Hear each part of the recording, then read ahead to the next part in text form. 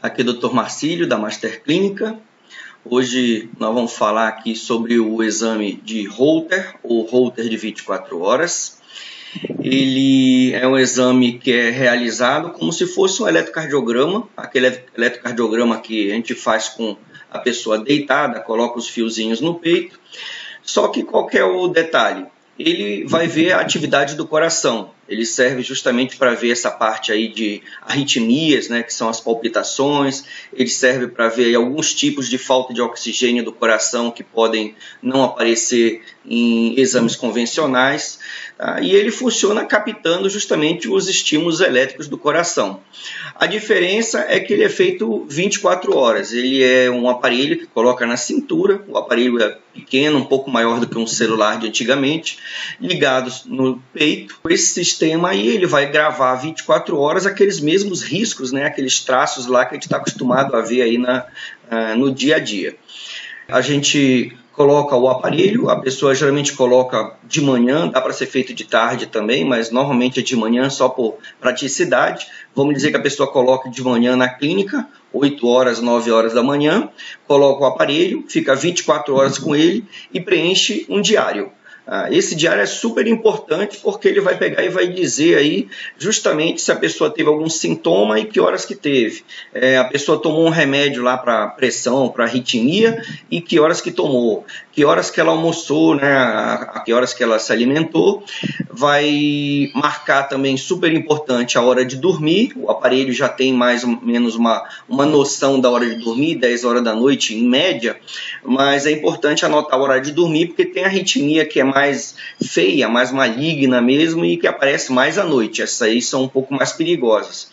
São justamente aquelas arritmias aí que a pessoa fala, fulano morreu aí, a pessoa fala, dormiu e não acordou no dia seguinte. Isso daí, essas arritmias aí que costumam acontecer à noite, são uma das mais perigosas que a gente tem aí para ver.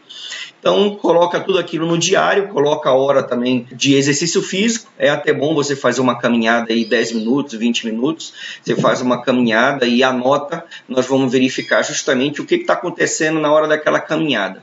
Mais ou menos o que a gente faz também no teste ergométrico, quando a gente provoca o coração aí a bater um pouco mais rápido. O tempo de duração, então, é 24 horas. É um exame legal, assim, porque dá para ver bastante coisa sem machucar, sem incomodar muito, não incomoda muito para dormir como outros e não precisa de nenhum tipo de sedação, nenhum tipo de anestesia.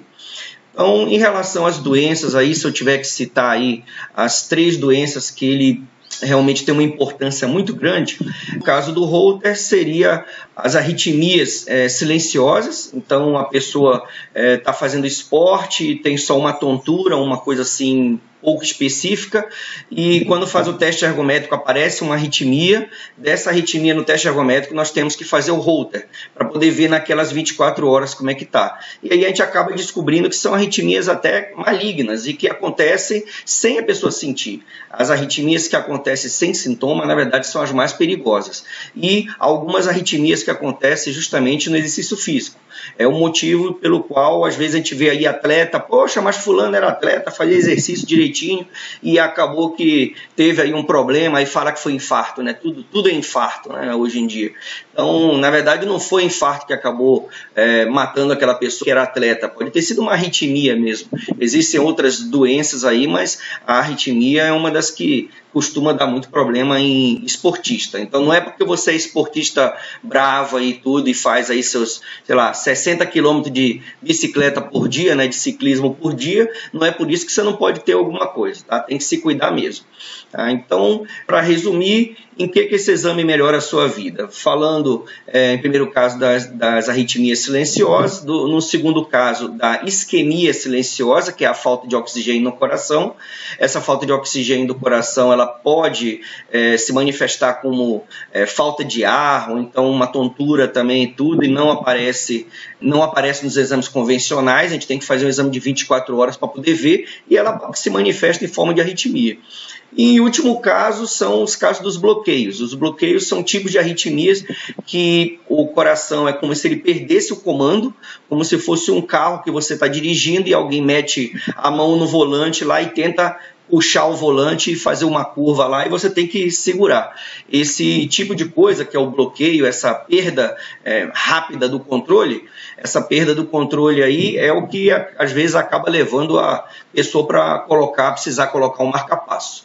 Tá? Então, basicamente é isso aí. Qualquer dúvida, podem fazer pergunta aqui embaixo. Obrigado.